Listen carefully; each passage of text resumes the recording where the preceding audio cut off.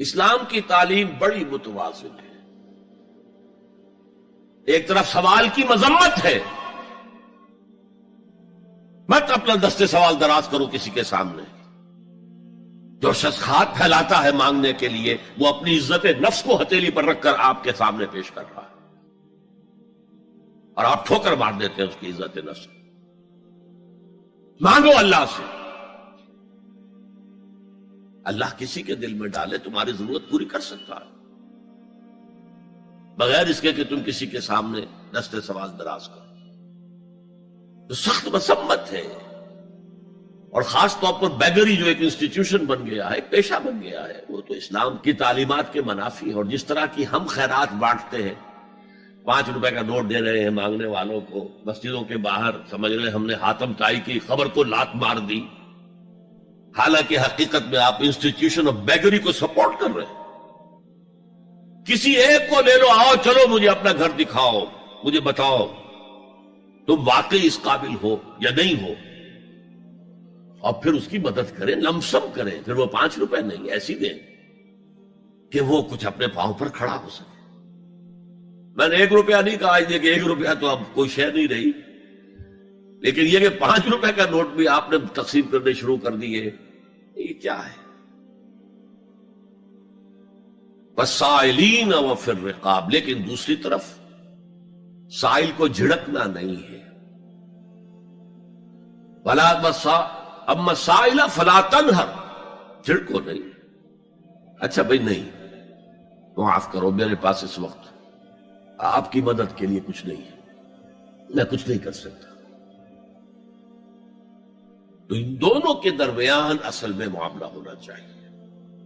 بلکہ یہاں تک بھی فرمایا سائل کو ضرور دو، چاہے وہ گھوڑے پر سوار ہو کر تمہارے دروازے پہ آیا. کیا پتا اس کی واقعی الجھن کیا ہے. تو سوال کی مذمت اور سائل کو جھڑکنے کی ممانعت. حتی الامکان خالی ہاتھ نہ لوٹاؤ، اس نے اپنی عزت نفس اپنی ہتھیلی پر رکھ کر تمہاری سامنے پیش کر دیا، اسے ٹھوکر نہ مارو. لیکن جیسا کہ میں نے عرض کیا، یہ انسٹیٹیوشن آف بیگری جو ہے یہ ایک علیحدہ شے ہے، بالکل اس کا اس سے کوئی تعلق نہ سمجھیے.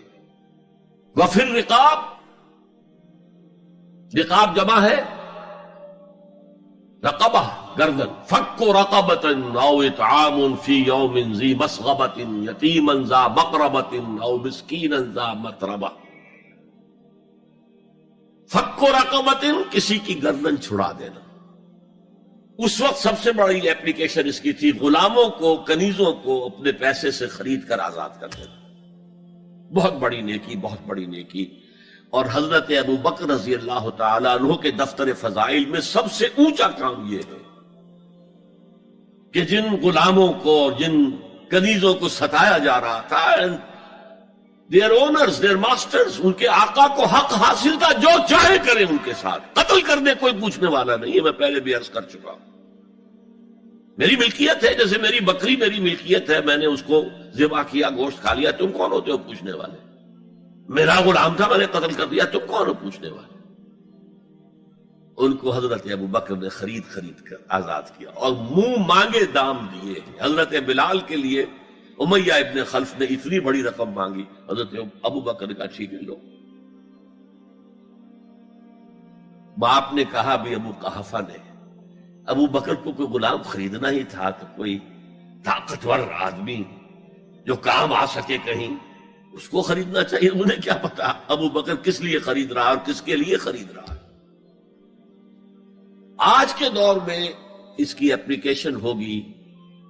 کوئی شخص جو ہے اگر قرض میں اس طرح جکڑا جائے کہ لاکھ ہاتھ پاؤں مارے نکل نہیں سکتا، اس کو کوئی لمپ سم مدد دے کر اس قابل کیا جائے کہ وہ پھر اپنے پاؤں پر کھڑا ہو جائے. یہ نہیں کہ اسے آپ ہر مہینے کچھ رقم دیتے رہے مینٹیننس کے لیے، نہیں، اس سے تو وہ اسی پوزیشن میں رہے گا. یہ بعض مائنورٹی کمیونٹیز کے اندر یہ معاملہ موجود ہے. کوئی بھائی اگر گر گیا ہے کاروبار میں تو اس کی پھر ایسی مدد کی جائے کہ وہ پھر آپ کی صف میں آ کر کھڑا ہو جائے. Respectable members of your community وہ اس شکل میں پہنچ جائے. یہ بھی فک و رقبتن اس کی ذیل میں آج کل آئے گا. اب اس کے بعد آیا وَأَقَامَ الصَّلَاةَ وَآتَى الزَّكَاةَ. یہ دو کیا ہیں؟ یہ عبادات کی شکل میں دو ستون ہیں جو ان دو چیزوں کو سپورٹ کرتے ہیں جو اب تک بیان ہوئی ہیں. ایمان کو تازہ رکھنے کے لیے نماز قائم کرو. ہر نماز ایمان کی تجدید ہے. اقیم الصلاۃ لذکری، نماز قائم کرو میری یاد کے لیے. اپنا عہد اللہ کے ساتھ تازہ کرو. ایاک نعبد و ایاک نستعین، اے اللہ ہم تیری ہی بندگی کرتے ہیں اور کرتے رہیں گے، تجھ ہی سے مدد مانگتے ہیں اور مانگتے رہیں گے. اپنے اس عہد بندگی کو تازہ کرو، ایمان کو تازہ کرو. الحمدللہ رب العالمین الرحمن الرحیم. ایمان باللہ تازہ ہوا نا. مالک یوم الدین، ایمان بالآخرہ تازہ ہو گیا نا. یہ ہے ایمان کو قائم رکھنے کے لیے، نیکی کی اس روح کو برقرار رکھنے کے لیے اللہ تعالی کی طرف سے یہ ستون ہے. الصلاۃ عماد الدین، دین کا ستون ہے یہ نماز. اس بحث میں اس کا مقصد کیا ہے وہ میں نے بیان کر دیا. بعد میں کیوں آ رہا ہے؟ یعنی کہ اصل شے ہے ایمان، اور ایمان کو سپورٹ کرنے والا ستون ہے نماز. عملی نیکی میں اصل شے ہے ہمدردی، ہمدردی میں مال خرچ کرنا، اور اس کے لیے ستون ہے زکوٰۃ. کم سے کم یہ 2.5% تو نکالو، بوتل کا کارک تو کھل جائے، پھر اور بھی دو اور بھی دو اور بھی دو. یہ تو obligatory ہے، یہ تو فرض ہے، یہ تو لازم ہے. لیکن مقصد کیا ہے؟ اس کو جو سمجھ لیا بس یہی زکوٰۃ ہی ہمارے ذمے میں ہے، وہ بڑے مغالطے میں.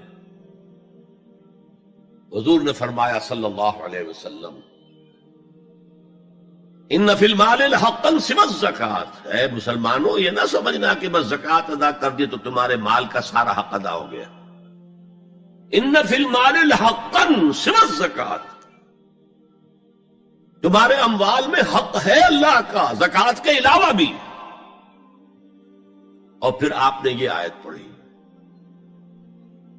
وَآتَى الْمَالَ عَلَىٰ حُبِّهِ ذَوِي الْقُرْبَىٰ وَالْيَتَامَىٰ وَالْمَسَاكِينَ وَابْنَ السَّبِيلِ وَالسَّائِلِينَ وَفِي الرِّقَابِ وَأَقَامَ الصَّلَاةَ وَآتَى الزَّكَاةَ.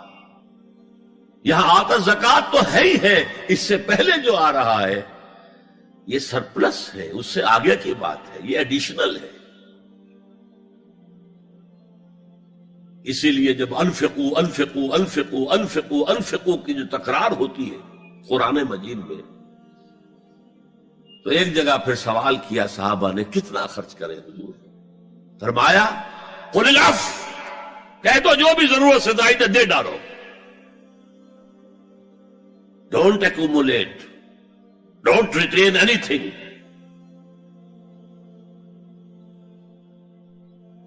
ایک بات آپ سے کہوں، آپ کچھ چونک جائیں گے. حضور نے کبھی زکوٰۃ دی؟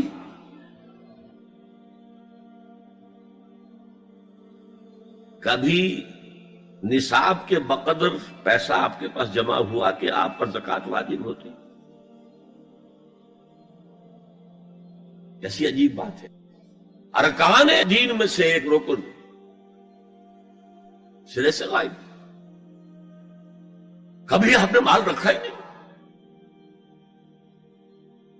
حضور کا اسوہ ہم جانتے ہیں، مسواک کر لی ہے، پانچے جو ہے ٹخنے سے اوپر کر لیے ہیں، یہ اسوہ ہے. ہاں ہے، یہ بھی ہے، ٹھیک ہے، سنت ہے. اسوہ تو یہ ہے. اور صرف آپ کا نہیں، جنہیں ہم کہتے فقراء صحابہ، ابو ہریرہ، ابو ذر، سلمان فارسی، علی رضی اللہ تعالی عنہ اجمعین، یہ فقراء صحابہ میں سے تھے. کبھی کچھ نہیں رکھا اپنے پاس. میں نے بتایا تھا آپ کو شاید کہ حضرت علی کی جب شادی ہو رہی تھی حضرت فاطمہ سے کوئی مکان تھا ہی نہیں، کہاں لے کے جائیں؟ ایک انصاری نے ایک حجرہ دیا ہے اپنے مکان کا، اس میں حضرت فاطمہ ودا ہو کر گئی. He didn't have any home. ابو ذر وہ تو دوسری انتہا کو چلے گئے تھے. قانون یہی ہے، حلال سے کماؤ، اگر ایک حد سے آگے بڑھ جائے تو زکات دے دو، باقی تمہارے اختیار میں ہے، دینا چاہو دو، نہ دینا چاہو رکھو اپنے پاس. قانون اس سے زیادہ آپ کو پابند نہیں کرے گا.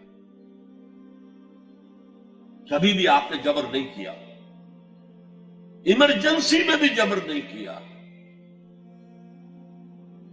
ایک واقعہ آتا ہے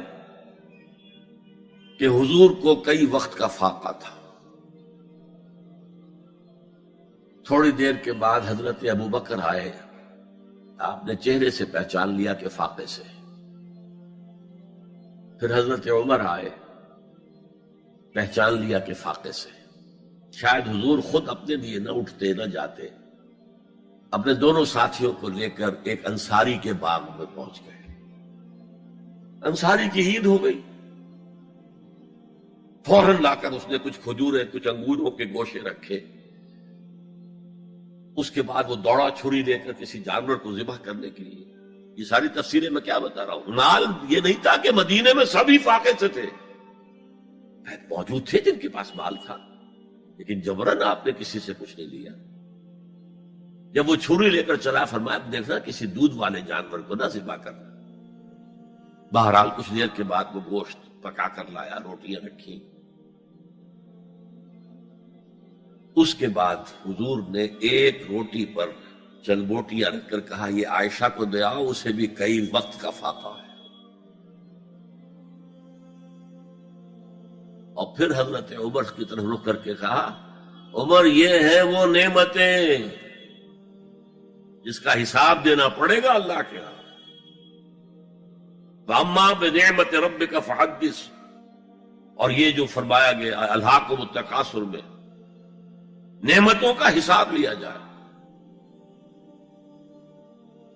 وَلَا تُسْأَلُنَّ يَوْمَئِذٍ عَنِ النَّعِيمِ، فرمایا یہ نعمتیں ہیں. یہ ہے اصل میں انفاق کا معاملہ.